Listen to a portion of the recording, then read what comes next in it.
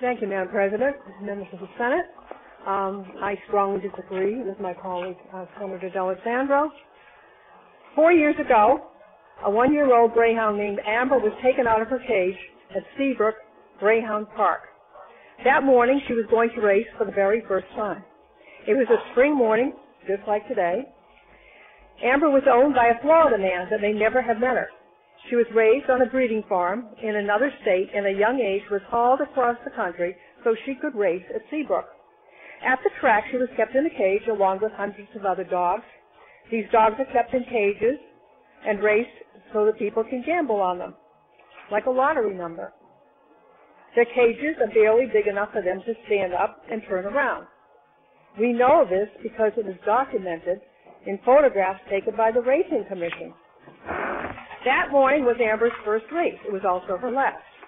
Sadly, she ran into the racetrack rail and suffered a massive brain damage and died.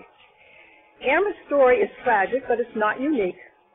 Since 2005, nearly 1,200 greyhounds have been injured while racing in our state, including dogs that have suffered broken bones, paralysis, and cardiac arrest.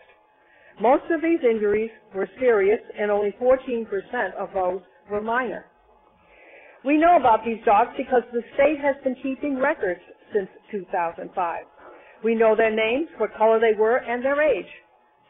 We will never know about most of the greyhounds who raced in New Hampshire because before dog racing was legalized. Over the past 40 years, tens of thousands of greyhounds have raced in our state. Each of these dogs had a name, a mother, and siblings. They felt fear and joy, and sadly, their stories, their names, and their fates have been lost to time. But we know they existed.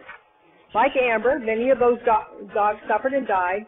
They suffered broken bones, broken necks, and many were killed because they were a second too slow and could no longer make a profit. This happens to be Amber's report of her death and how she died, really her death certificate.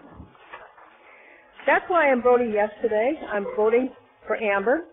And I regret that so many dogs like her suffered in our state. I cannot go back in time and give her a different fate, but I can cast my vote today for her. For me, that's why we're here, to fix that wrong. I've spent more than 26 years in the Senate, and during that time, I've been honored to fight for stronger animal protection laws. I've won some of these fights and lost others. But there is something very important to me personally and reflects who we are. It reflects who we are as people and who we are as a state. As a state, we have a proud tradition when it comes to humane treatment of animals. This is a mainstream value and is supported by conservatives and liberals.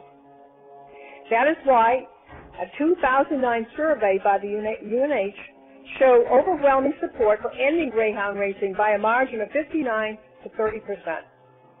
This is also why the House overwhelmingly passed this bill by a vote of 245 to 113. Finally, it is why the Senate Ways and Means Committee supported an outright ought-to-pass motion by a vote of 6 to 1. Greyhound racing is cruel and inhumane. It goes against our New Hampshire values. Today we are closing this chapter in our history for good.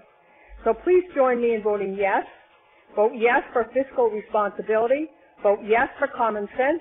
And vote yes for Amber and all the other dogs. Thank you very much.